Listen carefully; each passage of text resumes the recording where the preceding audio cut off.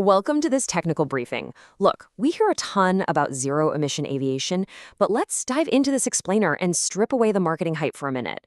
Making electric commercial flight a reality means solving some of the absolute most complex thermodynamic and material science problems in modern engineering.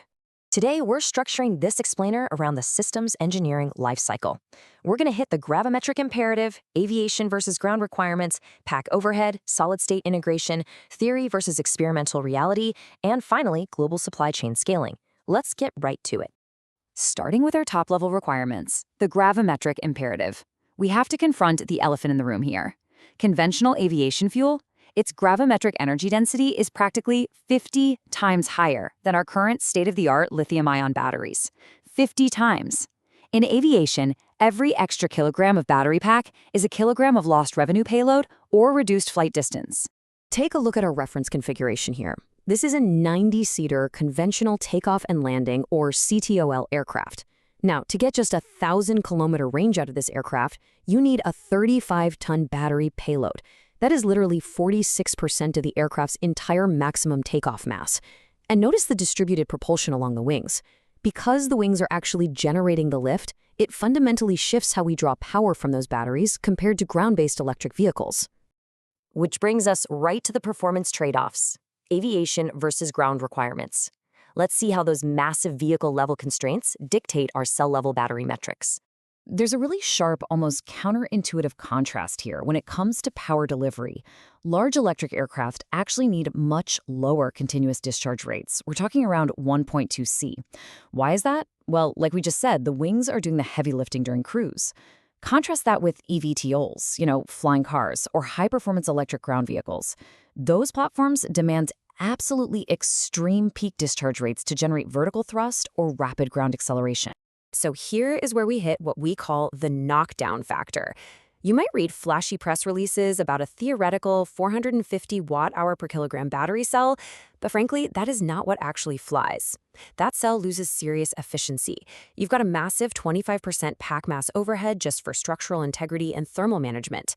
Add in an end-of-life degradation margin, and you are left with maybe 65% of that energy actually usable for your flight mission.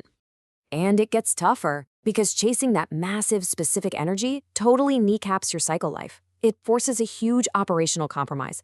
To get the required range, these aircraft batteries might hit their end of life, degrading to 90% capacity after just 1,500 flight cycles. For an airline flying regional hops multiple times a day, that literally means physically swapping out a 35-ton battery pack once or twice every single year. It's a massive logistical hurdle.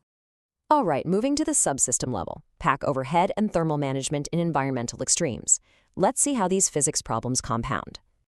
During a standard flight profile, your ultimate thermal test actually isn't takeoff. It's the go-around maneuver. Picture this. The aircraft is descending. The batteries are at a really low state of charge, so their internal resistance is at its highest point. Suddenly, the pilot has to abort the landing and slam the throttle for emergency thrust. That triggers a brutal 10 C peak power demand.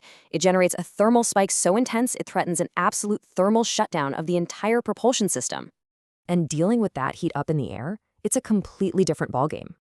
Cruising at 35,000 feet drops the ambient pressure down to around 20 kilopascals. That totally cripples your convective air cooling. Even worse, that low pressure drastically reduces the boil-off threshold of traditional liquid electrolytes. This means they can literally vaporize inside the casing, causing the battery cells to dangerously swell and potentially rupture. So, to survive these crazy extremes, your pack design has to be bulletproof. Aviation safety requirements dictate strict non-propagation, meaning if one cell goes into thermal runaway, it absolutely cannot spread to its neighbors. Furthermore, your pack has to simultaneously contain a 20% cell failure scenario without compromising the airframe structure whatsoever, all while integrating active thermal systems that can juggle a 1.2 C continuous load and then aggressively manage those massive 10 C peak lows during a go-around. This brings us to solid-state electrolyte integration, which is really our safety bridge here.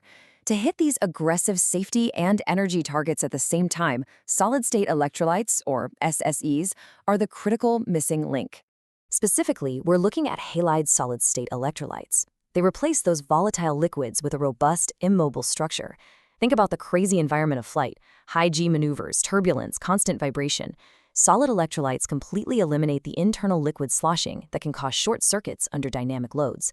And, crucially, because they're literally solid, you completely bypass the vaporization and boil-off risks at high altitudes. But there's always a catch in engineering, right? Integrating the high-capacity lithium metal anodes that we need for that 500 watt-hour per kilogram target introduces active volume change. When the battery discharges, the anode essentially vanishes as the ions migrate. So think about this. Your multi-megawatt-hour battery pack has to physically breathe, expanding and contracting on a massive macro scale, all without shattering those highly rigid solid ceramic electrolytes hidden inside. All right, let's pull back from the textbook promises. Let's compare theory versus experimental reality and look at the scientific limitations we're actually facing right now. While we're all aiming for that sweet 500 watt-hours per kilogram, the lab reality is honestly pretty sobering. Making these thin-film solid-state cells currently relies on vacuum deposition, which is an absolute nightmare to scale up to the massive volumes commercial aviation needs. Plus, experimental cells are showing really poor ionic conductivity across those solid interfaces. That high internal resistance causes massive voltage sag and throws off excessive heat, making it incredibly complicated to pull off those 10C high-current go-around maneuvers. And then, when you try to cool these systems with forced air at altitude, the physics get kind of weird. Recent experimental data looking at ternary batteries at a low pressure of 58 kilopascals uncovered this fascinating operational limit. Forced air cooling helps, sure, but only up to an optimal wind speed of about 6 meters per second. If you blast it any faster than that, it creates thermal stresses that disrupt the electrochemical equilibrium. Paradoxically, blowing more cold air actually accelerates cell degradation and capacity fade. You literally can't just blast it with infinite air. Finally, let's zoom way out to the global macro-level systems engineering challenge, manufacturing and supply chain scale. I want to hit you with a pretty massive reality check. 840 gigawatt hours per year.